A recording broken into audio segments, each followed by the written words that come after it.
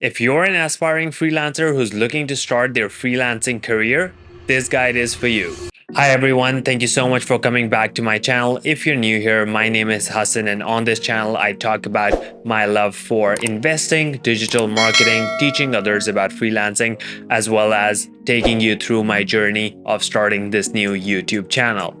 Today, the topic that we're going to talk about is freelancing and how, as a beginner, can you start in the freelancing world in 2023 or whatever the year is. Before we actually dive into the beginner's guide, it's super important to know what freelancing actually is. Freelancing is doing specific work for clients without committing to full-time employment. Freelancers often take on multiple projects with different clients simultaneously. Freelancers handle contract work on a part-time basis or full-time basis and often sign agreements before starting projects. With freelancing, the client pays per project, per task, or per hour, depending on the agreement that you and the client have made. Now, that just gives you some insight into what freelancing actually is and how it's different from a full-time job. There's basically no commitment, no set number of clients, no amount of work that you need to do exactly laid out for you. Everything is dynamic and you are your own boss. So as a freelancer, being self-motivated to achieve those tasks and complete your deliverables is a super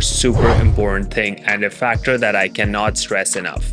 Here are some benefits of freelancing that really set it a level above a full-time job in my opinion. Number one, flexibility. As a freelancer, you're open to decide what hours you're going to work, where you're going to work from, and how your work routine is going to be. Of course, there might be meetings every now and then, but you're totally on your own. So as long as you're getting the job done, whether you're at the beach or at your home, the task is complete and your freelancing is going to be successful. Reason number two, choice of clients and projects. So in a full-time job, if you're not happy with the people that you're working with or on the project that you're working on, you still have to push through because that's part of your job.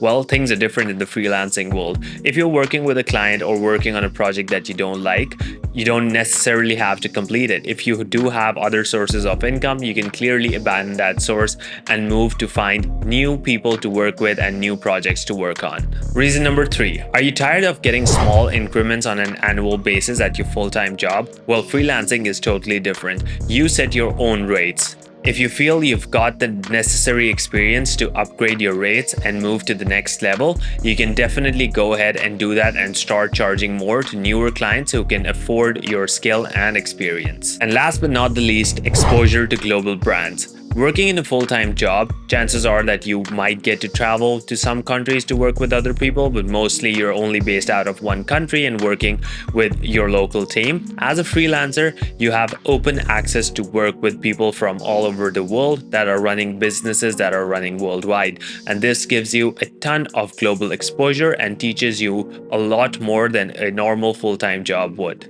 Now that we have laid out what freelancing actually is and what are the benefits of freelancing, let's get into how to start freelancing if you're starting today. Before you do anything else, the first important thing is to set a clear goal. Do you want to switch to freelance work full-time right away? Or do you want to slowly transition into freelance work while keeping your 9 to 5? I would recommend here that if you are already working in a full-time job, keep that role for now, but start your freelancing work on the side and treat it as a side hustle. Allocate a few hours every day towards your freelancing work and try to develop your portfolio and build more skills as you start to gain more experience by working with more and more clients on a month-to-month basis. Once you've set clear goals about how you want to approach freelancing, the next part is to pick a niche. There are tons and tons of different niches in which you can freelance: graphic design, copywriting, digital marketing, accounting, and more. So you really need to be careful with what niche you pick because the level of competition and the level of saturation in each niche varies. Let me explain.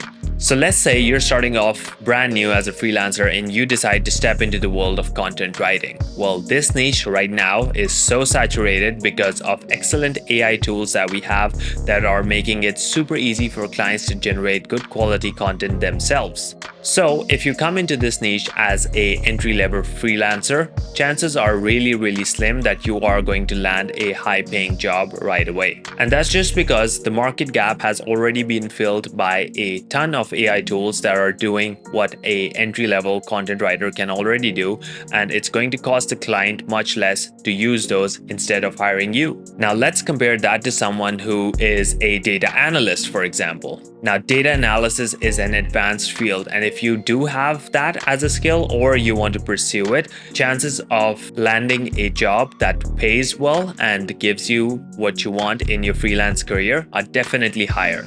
To show you the different saturation levels, let me give you an example from a platform like Upwork. If a client posts a content creation job on that website, within a few minutes, you'll see that the proposals exceed 50 or more. And that's just because there are a ton of people who sort of know how to use those AI tools and that are ready to work at a low price to fulfill the demands of the client. Now, on the other side, if a client posts a complex SQL Tableau integrated data analyst job on Upwork, the number of proposals on that job, even after a few days, will only be 15 to 20. That's because that skill set resides with only a few number of people. And so, your biggest takeaway from this lesson should be that you should pick a niche that you feel you can get super skilled in a short amount of time, and it has low competition, low saturation, and a field that your interest lies in too. So now you've picked a niche, but what's the next step? The next step is to establish your credibility within that niche. Now you may be wondering, how do I do that?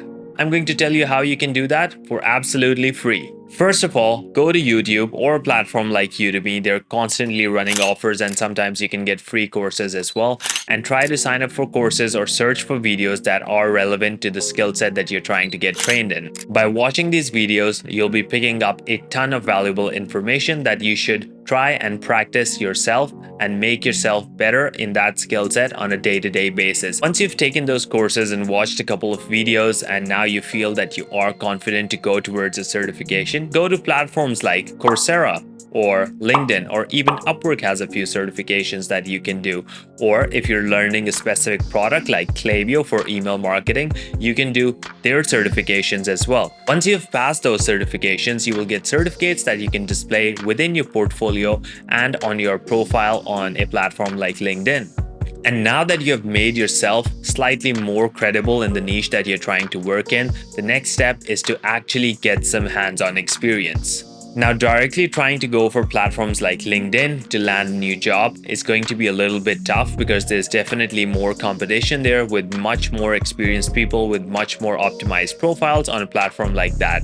Usually what happens is when you do apply for a job, your first test is your resume is run through an automated system, and if it isn't shortlisted because it did not meet the expectations, you're automatically kicked out.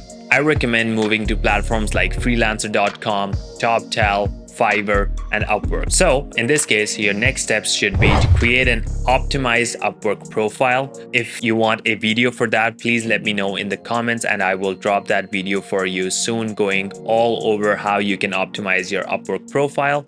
And next, you should be setting up gigs on your Fiverr profile. And similarly on Upwork, don't stop sending proposals and make sure that each proposal you send has a ton of value for the client. If the client thinks positively about you, they'll be more inclined towards leaving a positive review on your profile. And that brings me to my last point for this video. Continuous learning. Never stop learning. Always look out for market trends. What's trending new in the field that you're working in? Is there a new tool that's come out? Can you get your hands on that tool to gain some experience? Because usually when a new tool comes out, not many people have experience on it. And if you can gain that early experience, chances of you landing jobs that are closely related with that tool are really, really high. And with this, our video comes to an end. I hope you found a ton of value in this video. If you did, please let me know in the comments below and don't forget to hit the like and subscribe button. Your support really helps me grow my channel and bring you quality content like this in the future as well. If you're an aspiring freelancer and you have some questions that you'd like answer or need some guidance on, please leave a question in the comment box below. I answer each question personally, so if it's a valid question, I will give you feedback that will surely help you and put you ahead of the competition. I hope all of you have a great day ahead and see you in the next video. Take care. Bye.